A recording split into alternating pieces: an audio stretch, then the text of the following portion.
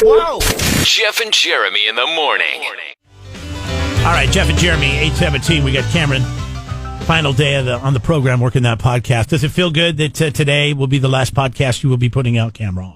Yes. Just go back to playing video games. As a effect of this, by the way, and lack of preparation, I believe that next week's podcasts, if you've grown used to podcasts coming out at a certain time, let's just hope that you get the podcasts come Monday. And then by the time Wednesday rolls around, we'll be back in the swing of things. But we've been leaning on the free labor, or I guess somewhat free labor. I mean, I did have to pay $10 at some point for you to work here. Child labor. And Jeremy did as well. And collectively, the company for the most part, because everybody involved in the Aunt Becky pool is a company person, so. It was nice. I'll tell you what was nice was all the Photoshop stuff you did with the podcast. Well, you never told me how you do that. I mean, it takes me about, at the end of each hour, about 5 minutes to put the podcast together and upload it. So 10 minutes of my day is on podcast. But I've never gone to the lengths of grabbing and Photoshopping pictures. He just Photoshopped them. Is there It's super easy. You just Photoshop. You guys gave me all of the photos that I needed. I just have a couple pictures of you guys, and then I just kind of. Is that what you're using? You're using Adobe? Yeah, okay. Yeah. I use a very legit version of Adobe Photoshop. It's 100% legal. There's no sharing, sharing of passwords or anything like that. I'm sure there's not. Okay. Smokey's on the line from Oxnard. Smokey! Hey, what's going on? What's going on, Smokey? Hey, man, I want to see you give us a shout out, man. Milgard drivers out here busting asses in San Luis Obispo County. Busting ass! Wait, what are you saying, Smokey? What the hell? He's busting his ass, is what he's saying. What are you doing? Delivering Milgard windows. Oh, okay. Yeah, you are busy right now. Truck driver. Truck driver, and they can't build enough houses in this area that we call paradise. They're trying to throw them up as fast as they can, and they need windows. If a 2-bedroom house, 1 bath and slow is $1 million, how much of that million is in that window? What does that window cost? What is that, $100,000 window? I can't tell you, but we'll get it. We'll get it to the location. Yeah. No, seriously, it's got to be about a $25,000 window, right? In a 2-bedroom house. How many windows could you have? 5? All right, Smokey. Keep trucking, buddy. Keep trucking. Yep. Thanks a lot, man. All right, there he goes. Big Smokey. I haven't heard from Smokey from Oxnard in a while. I wonder if that's because you're just frantically moving windows up and down the coast. I mean, you gotta get those windows in. Or maybe he was on cell phone probation. Maybe somebody took his cell phone away because he calls radio shows too much when he's driving his truck. It's a possibility. Construction business, a business that did well this year, right? You got downtime. You're like, hey, might as well construct something. The homes. I was of the mindset. This is where I was heading with it before the pandemic. Okay, before the pandemic, I was like, oh man, they're building too many homes here on the Central Coast. There's never going to be this much demand for these homes. Then the pandemic hits, and I'm like, well, people are going to hunker down. They definitely don't need this many homes. And about 3 months after the pandemic hits, I realized when people start just dumping everything they own in metropolitan areas because they can't do anything and moving to this area, I'm like, now I don't think they can build enough homes here. I really don't feel like they can build enough homes here. And we got project over here. There's one off the freeway. There's still a lot of land you can build on. Behind car dealerships. They're building neighborhoods behind car dealerships, and still it won't be enough when it's all said and done. It's insanity. I feel like Paso has always had a problem with a lack of homes, and it's like a lack of low income homes too. Right. If you could find a house, good luck finding it for under $700,000. That's the funny thing. You say low income, and most people would think low income is under $200,000. No, but it's under $5. It's under $500,000. That's why that's a low income home. The only people. And this is the saving grace about it. Okay, is California real estate is so ridiculous that it scares everybody else in the country away from California. Like, people from Georgia aren't making the migration. Okay, even if if you have somebody in Atlanta and they're like, man, you know what? I would love to, now that I can realize I can work from home. Why not work from home on the Pacific Ocean? You know, let's move out to San Luis Obispo County, California. We'll sell our $2 million apartment, and we'll buy a $1.5 million little home. Well, that's my thing though. Is in Georgia, they buy sprawling mansions, like what would be considered a sprawling mansion here, like a 5-bedroom, 4-bath house, 2,900 square feet. You know, like that size of a house, and they are buying it for like $225,000. Yeah. Same in Texas. Here, that would be $1 million. So they get sticker shocked by California. So the saving grace is we're not getting like bombarded with people moving from outside the area per se, but people moving from regionally, San Francisco and Los Angeles, and in a lot of cases, the Central Valley. People are flocking here. You're worried about the carpetbaggers coming from down south? Yeah, I don't. Well, and it's nothing against them per se as people, because I think a lot of them are probably a little bit more genuine than most Californians. I think that they look at the price tag and they're like, no, I'm going to pay that for a house. You kidding me? I mean, they've not been conditioned like Californians have been conditioned to pay upwards of over $500,000 for a house. Like Californians have. We have. I mean, we're just, well, that's the cost. And what are people doing from here? That's the cost of doing business. Where are these people going? These people here are going, we're leaving the state. We're going a lot to of people are Texas. cashing out. We're going to Arizona. We're going to Georgia. I don't know about Georgia. To buy maybe, you could buy a 5-bedroom, 4-bath house with 3,500 square feet on an acre for $250,000-$300,000. But most people are moving from California, going to Texas, Arizona, Idaho, and Colorado. They're not going to Oregon, and some are going to Oregon. Nobody's going to Washington, because Washington's almost just as expensive. I have no idea why. Here's the problem with that, though, is when you cash out of California, you're not coming back. So when you've decided to go to a place like Dallas, you better be happy with Dallas. Well, you could go other places, Jeff. I'm just saying. You don't have to come back to California. I think when people decide to leave California, they're fed up, they're done. Mm-hmm. And I think a lot of people are already there, but they feel stuck. So as soon as they find an opportunity, they're gone, and they ain't looking back. Yeah, a lot of people are taking advantage of that right now, too. I was watching the news last night, and the governor of Texas was on, and they were asking him about, hey, are you worried about all these Californians coming to Texas, and they're going to taint it and screw it up, much like they did in, how Californians screwed up California? And he's like, no. He says, no, because most of the people coming from California are, they believe conservative like they do in Texas. What? That's what he said? They've done studies. That's what he said. The governor of Texas said they've done studies, and most of the people that are moving from California are voting conservative in their elections. Oh, okay. And so they're not too worried about it. More money for Ted Cruz. There you go, buddy. Better lifts in those shoes for Ted Cruz. I need that Ted Cruz money. I need to get some lifts. Elevator shoes. You, me, Cameron. We could be 8, or we could be 5'11". He's got like closets of elevator shoes. Is your favorite Paul Rudd movie? Are you a Paul Rudd fan, Cameron?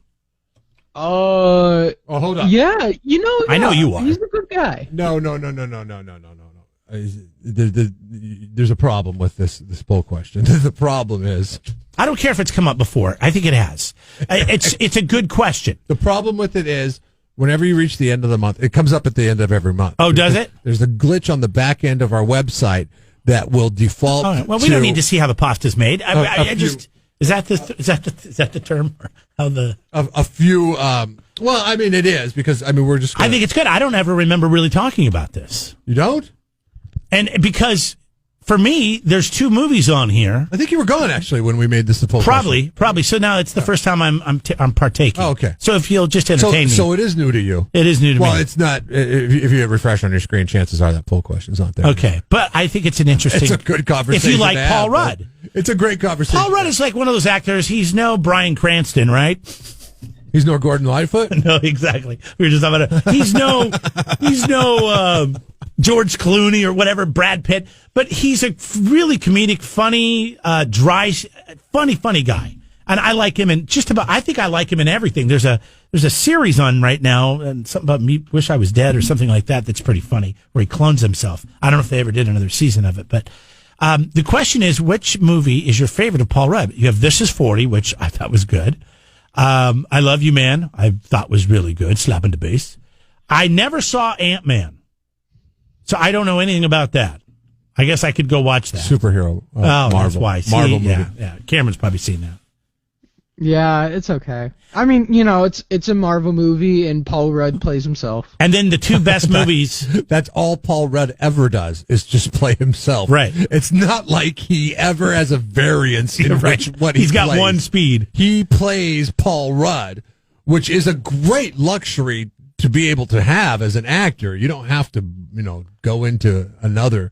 And I think he's doing okay, right? I mean, he's probably going to be able to retire when he wants. Yeah, absolutely. And then, And then my two favorite movies, which it's really hard for me to choose between, is Role Models and Dinner for Schmucks. These are my two favorite movies that he's done. Dinner for Schmucks is the most underrated movie of all time. Thank you. I ended up going with Dinner for Schmucks because anytime it's on, I will stop and watch it. And watch it till the end. But it's Zach Galifianakis, too. I mean, there's... Right, no. And Steve Carell. God, look at the powerhouse of comedy you have there. The three of them, and in that role, and actually, he plays Paul Rudd in that one, but that's a little bit of a variance because he's the bad guy, kind of, in it, where Paul Rudd's never the bad guy, but he's kind of the bad guy. Yeah, he's trying to fit in. He's trying to impress his boss, but he's still a pathetic, kind of low self-esteem loser who's got the super hot girlfriend. Cameron, have you ever seen Dinner for Schmucks? Yeah, it's a bit sad, man. I think it's so funny. Dude, the end of part, when they're actually at the dinner, I mean, I think I pissed my pants laughing and crying so hard. That entire, it seems like it's, 15, 20 minutes of the movie. I could not stop laughing. I love Dinner for Schmucks. And nobody ever talks about Dinner for Schmucks. I mean, it's not like a talked about movie. Like, people aren't like, oh yeah, Paul Rudd, amazing in Dinner for Schmucks. Oh yeah, Steve Carell. Steve Carell was amazing in Dinner for Schmucks. He plays that role. He is a great actor. No, Steve Carell. He's probably one of the best of our time. I mean, he really is. You think about all the different stuff he can do.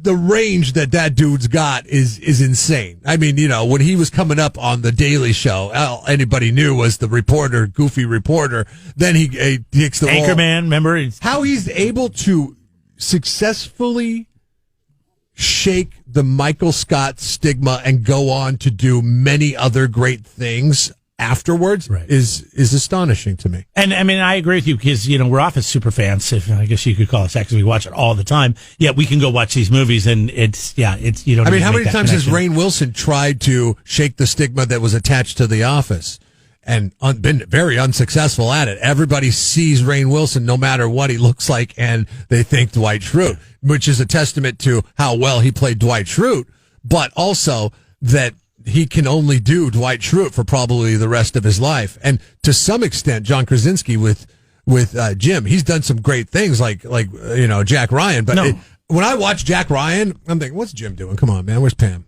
What's Pam doing? Even when he grew a beard? Even when he grew a beard and he's shooting terrorists. I still think. It's a great movie. I wonder what Pam's doing at home right now. So right now, 38.5% of people are saying Ant-Man, the one movie I've never seen. So apparently, how many people said Dinner for Schmucks? 23%. It comes in number 2, actually. Good. I'm glad. Good. And then Role Models, I think, is really funny too. That's another one that I watch a lot. Yeah, they're both great movies. But I just like Dinner for Schmucks a little bit more. I'm very surprised Knocked Up's not on here. Is it not on the list at all? No. It isn't? Oh, we forgot that one. Sorry. Knocked Up should probably be on. I mean, the poll question I would think over Ant-Man in my world, but then Ant-Man's the number one choice. So. Let me give you the background as the author of the poll question that has had way too many legs, more than Ant-Man, is that when I wrote this, I think it was about 3:45 on a Friday afternoon in probably late September as I was setting my fantasy football lineup for that weekend. And Suzanne comes in and she's like, how come there's no poll question? And I had Paul Rudd on the mind for whatever reason. I said, oh, it's going to be whatever your favorite Paul Rudd movie is. And yet, at the end of every month since September, we have talked about this poll question. There's days where we have really good poll questions because we actually have something good to talk about. You didn't even care about this. This is so funny because then Jeff will the responsibility will be put on him, and he'll just put something up because Suzanne's bugging him about it, and it's like a annoying fly. It's radio. And he's like, sure. all right, knock it off. But then here you go. I think this is a pretty good question. Role models or dinner for schmucks? Kind of it's it's kind of like Paul Rudd's career. Like when Paul Rudd burst on the scene, we're like, oh, that's a funny bit actor. Then he became a lead, and then he became a lead again, and then he did some good movies, and now he's probably one of the top 20 actors in Hollywood. And there's other movies that could be on here that he's been in as well. Right, exactly. 40-Year-Old Virgin. And when come on, when he burst onto the scene in Clueless, did anybody think that guy was going to be a lead later on in life? Wasn't he? What was his? Was he the older stepbrother? It was the weirdest storyline. There was the stepbrother, yeah, that's right. and then they end up falling in love. That only happens in California or Virginia. Yeah, exactly. West Virginia. It's a much different story in West Virginia, right? Yeah. I mean, that's the end game in the movie, and nobody can go do a lot of dinners tonight. If you are staying at home, 805-543-3693, like many people are going to, I'm guessing some movies will be involved. Which movies are you watching? Like there was one. I don't know. I always feel like on New Year's Eve, most people stay home. There's a handful of people, and it's more than a handful, but I mean, there's a percentage of people that go out to parties and do things like that. Like it just feels like that is not such a big deal anymore. I've already subscribed to the whole notion that I'm not going to be watching any of the live coverage of anything going on in Times Square because that is going to depress the hell out of me and make me think I am viewing something from a doomsday movie like Really? Songbird. Oh yeah, you're sitting there watching. I don't even know who's scheduled to play. I just kind of want to see what happens and what it looks like. Carrie Underwood play in front of an empty the ghost town streets of New York, of Times Square, while all the ads are flashing on the billboards. That is going to be very depressing and very. But I also plan on being in bed by 9:00, so ominous and just not what I want to have to deal with. I don't want to think about that. I want to deal with When Harry Met Sally. I think that's the number one. I think that is the best New Year's Eve movie of all time. Okay. When Harry Met Sally has got to be. There was a movie that came out years ago called New Year's Eve that my wife made me watch, and it is terrible. It is garbage. It is the worst New Year's Eve movie ever. It was slapped together with a all-star ensemble cast where you get about 10 minutes of their storyline on how they want to be in Times Square on New Year's Eve, and that's it.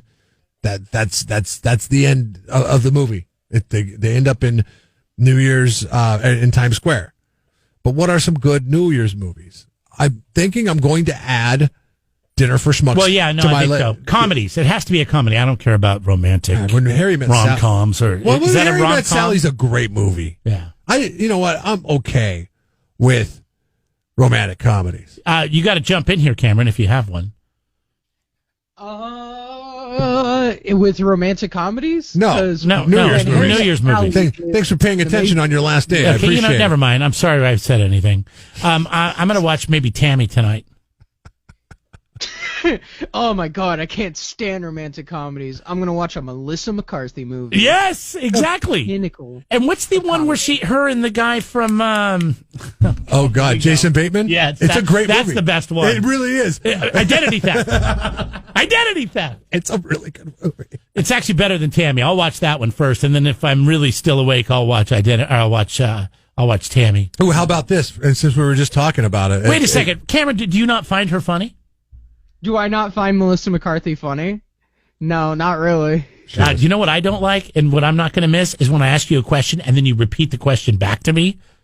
Or you come Why rolling. don't you like it when I repeat That's the super question? annoying. Super annoying. When we ask you a question, do you like roast beef? Do I like roast beef? Do you Do I scratch like your roast balls? beef? Do I scratch my balls? I don't know. See, I don't know why you do that. It's very annoying. I'm going to be honest with you on your last day to help maybe give you some advice for the future.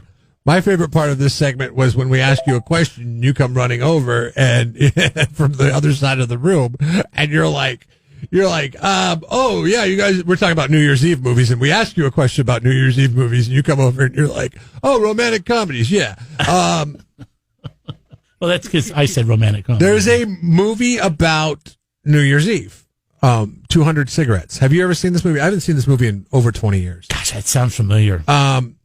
But Paul Rudd had a lead in it. Kate Hudson, Ben Affleck, Dave Chappelle, Christina Ricci.